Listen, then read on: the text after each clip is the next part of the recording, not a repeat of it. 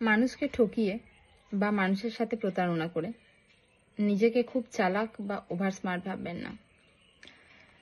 মনে রাখবেন, যে ঠকেছে সে কিন্তু আপনাকে বিশ্বাস করে ঠকেছে। আপনি তার সঙ্গে বিশ্বাসঘাতকতা করেছেন। সে যে আপনাকে বিশ্বাস করেছিল সেটা ছিল তার মহৎ গুণ।